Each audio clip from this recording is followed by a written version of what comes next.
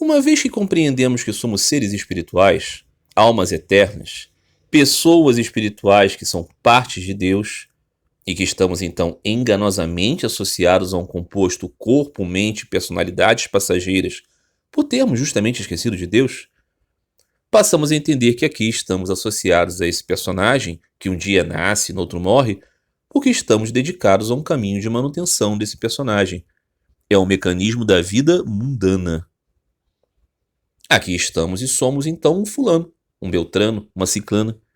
Temos necessidades corporais, temos de comer, beber, nos proteger da chuva, do sol, do frio.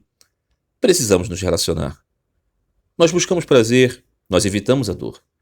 Precisamos sustentar essa existência e precisamos trabalhar para ter os objetos que nos mantenham mais próximos do prazer e mais distantes da dor. Tudo isso é muito concreto. Não precisamos de maiores reflexões para constatar que a vida material é real.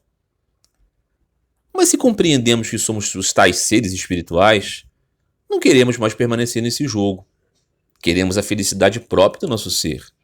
Contudo, só conseguiremos isso quando desenvolvermos apego por Deus, que é a fonte do nosso ser real. Quando desenvolvermos apego por Deus, ele se fará conhecido. E uma vez que tenhamos conhecido Deus, nós conheceremos a nós mesmos. E uma vez que isso ocorra, não há mais nada com que ficarmos enganados pela cobertura mundana. Certo. Então é isso? Ok, então. Por que ainda não se realizou? Eu já concebo como real que eu sou um ser espiritual. Eu posso acreditar que Deus é minha fonte. Eu quero ter essa felicidade que não é mais transitória. Eu quero ter consciência de quem sou realmente e não mais estar atado a esse mundo de constante e eterna transformação. Por que ainda não vi Deus? Por qual razão nada mudou objetivamente? Se tudo é uma questão sobre a mente, por qual razão as minhas ideias corretas não me fizeram conhecer concretamente a realidade? Por qual razão ainda é este mundo material a realidade concreta que conheço?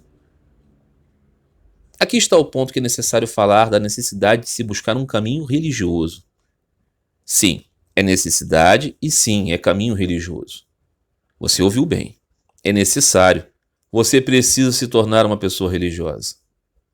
A religião é o meio de religar você com a sua consciência espiritual.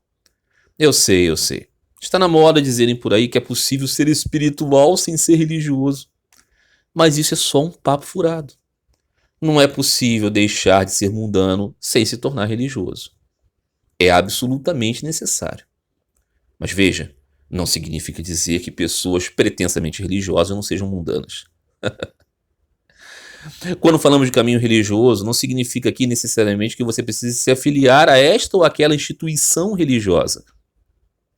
E aqui está a maior confusão e dificuldade, eu sei disso. A religião não é a estrutura institucional que a carrega. A religião é um norte e, ao mesmo tempo, um conjunto de experiências daqueles que conheceram Deus. A tal estrutura institucional, de certa forma, torna isso tudo conhecido, mas, ao mesmo tempo, ela faz um trabalho, um esforço muito grande de encobrir, pelo seu desejo de prender as pessoas. Assim ocorre porque a estrutura institucional é a parte do mundo. Então ela oferta um portal, que é a religião em si, mas ela não deseja realmente que você adentre nele. Vamos lembrar que a maneira de conhecermos a nós mesmos é conhecer Deus. E apenas conhecemos Deus quando temos um desejo ardente por Ele. E desejo ardente por Deus é um desejo por Ele, pelo ser divino. Não devemos confundir aqui com o desejo de alcançarmos felicidade, a vida eterna, ou qualquer uma dessas ideias de não sofrer. Enquanto estivermos em uma plataforma de buscar não sofrer, ainda estaremos condicionados à mentalidade fulano, ciclano e beltrana. Apenas teremos colocado uma etiqueta pretensamente espiritual nisso, do tipo, eu sou cristão, eu sou muçulmano, eu sou hindu, eu sou budista, eu sou espírita. O caso é que as religiões muitas vezes mais nos inculcam a ideia de que temos de ser bons cristãos, bons muçulmanos, bons judeus, bons hindus, do que a ideia de buscar Deus. Do que a ideia de que tudo que nos falta é amor verdadeiro por Deus. Veja, há religiões que nem mesmo falam sobre Deus. Então devemos entender que a necessidade de sermos religiosos aqui é entender que precisamos voltar a nossa vida para um modo de ser que nos faça pensar mais em Deus e que nos faça pensar nele com amor.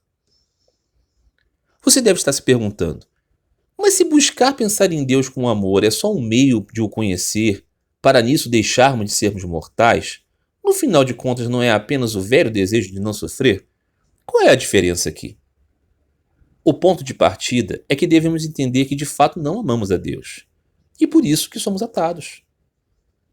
Precisamos saber que só a graça de Deus que pode nos permitir desenvolvermos amor por Ele.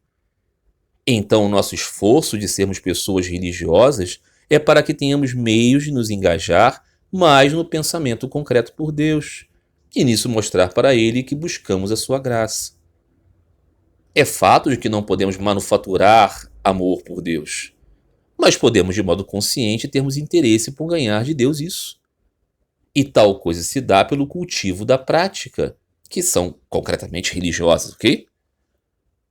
Há um incontável número de práticas religiosas, e muitas vezes elas diferem de uma cultura para outra, de modo que aquilo que é muito positivo em um determinado contexto é absolutamente negativo em outro.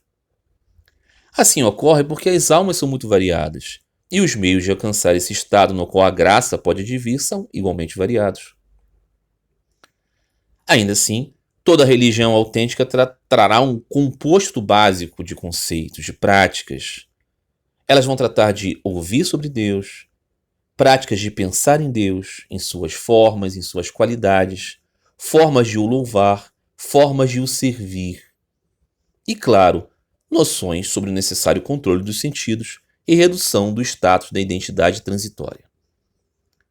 Como nós podemos perceber, todas essas marcas são o caminho oposto do mundanismo.